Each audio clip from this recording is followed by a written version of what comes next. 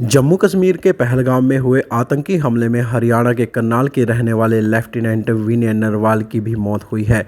उनकी 8 दिन पहले ही हिमांशी नरवाल के साथ शादी हुई थी।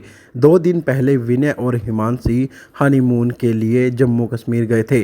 मंगलवार को जब वे बेरसान घाटी में घूम रहे थे, उसी दौरान आतंकियों ने विनय पर फायरिंग कर दी, जिसमें उसकी मौके पर ही मौत हो गई। उनकी पत्नी हिमांशी नरवाल सुरक्षित है। घटना का एक वीडियो सामने आया है जिसमें हिमांशी कह रही है, मैं अपने पति के साथ भेलपूरी खा रही थी। एक आदमी आया और कहा ये मुस्लिम नहीं है, फिर गोली मार दी। विनय के परिवार के लोगों को मंगलवार शाम को घटना की सूचना मिली, जिसके बाद वे जम्मू कश्मीर के लिए रवाना हो गए। उनका शव आज करनाल लाया जा सकता है। कौन है विनय नरवाल, कैसे उनकी हिमांशी से शादी हुई, जानिए इस पूरी रिपोर्ट में। विनय नरवाल मूल रूप से करनाल के भूसली गांव के रहने वाले हैं, लेकिन उनका परिवार करनाल के सेक्टर 7 में रहता है। बीटेक करने के बाद वह 3 साल पहले नेवी में लेफ्टिनेंट के पद पर भर्ती हुए थे। उनकी ड्यूटी केरल के कोची में थी। विनय के पिता राजेश कुमार कस्टम विभाग में सुपरिटेंडेंट के पद पर कार्यरत है। उनकी ड्यूटी पानीपत में है। दादा हवा सिंह 2004 में हरियाणा पुलिस से रिटायर्ड हुए थे। मां आशा देवी और दादी बीरू देवी गृहिणी है। विनय की छोटी बहन सृष्टि दिल्ली में सिविल सर्विसेज की तैयारी कर रही है। 2 महीने पहले गुरुग्राम की हिमांशी के साथ रिश्ता पक्का हुआ था। हिमांशी पीएचडी कर रही है और साथ ही बच्चों को ऑनलाइन पढ़ाती है। हिमांशी के पिता सुनील कुमार गुरुग्राम के एक्साइज एंड टैक्सेशन ऑफिसर है।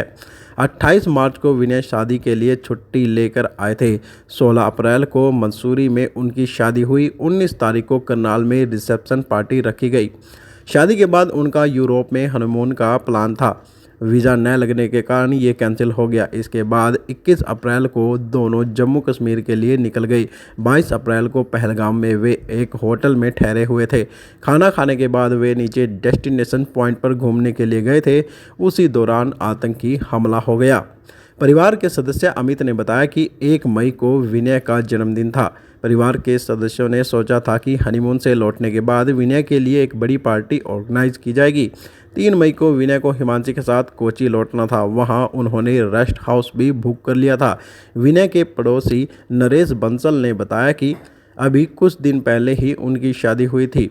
घर में खुशियों का माहौल था। उन्हें मंगलवार शाम को पता चला कि आतंकियों ने नाम पूछकर विनय को गोली मार दी। हालांकि उनकी पत्नी हिमांशी बाल बाल बच गई।